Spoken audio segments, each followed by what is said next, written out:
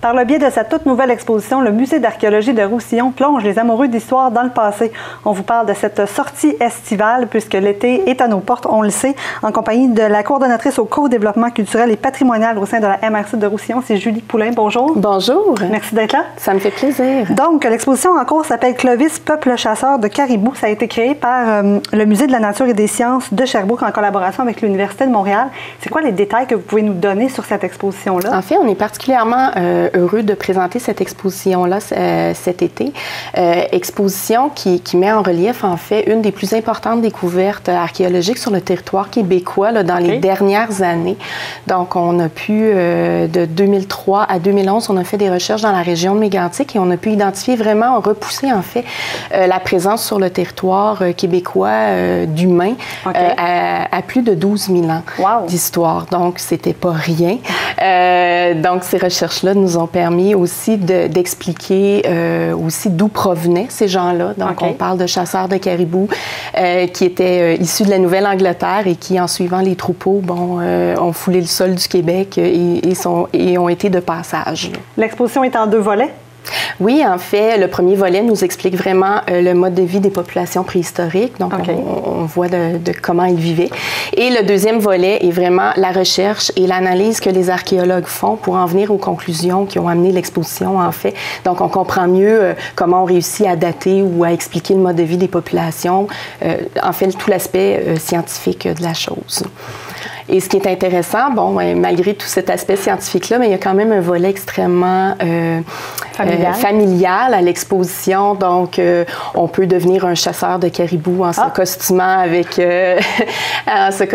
à l'aide de vêtements en peau de caribou. On a aussi un abri qui est reconstitué de l'époque, donc un tipi en peau de caribou. Donc, les enfants et les adultes, je vous dirais, ont beaucoup de plaisir là, à faire ces activités également dans l'exposition. Donc, très intéressant pour ceux qui sont à la recherche d'activités justement à faire cet été.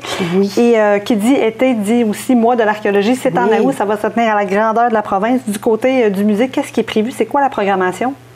En fait, cette année, le mois de l'archéologie a une petite saveur particulière parce qu'on est dans le 350e anniversaire de fondation de la ville de La Prairie. Donc, un mois de l'archéologie un petit peu teinté de ça. Donc, tous les vendredis, samedis et dimanches du mois d'août, il y aura des simulations de fouilles à 13h qui seront organisées à l'extérieur du musée, donc pour toute la famille. Également, on va ouvrir les portes de notre réserve archéologique qui comprend plus de 200 000 artefacts. Donc, c'est une activité qu'on a déjà fait dans le passé, mais qu'on reprend parce qu'elle est très appréciée du public. On a rarement l'occasion d'entrer dans une réserve archéologique. Et en plus, la visite est faite par notre archéologue au musée, Frédéric Ottin.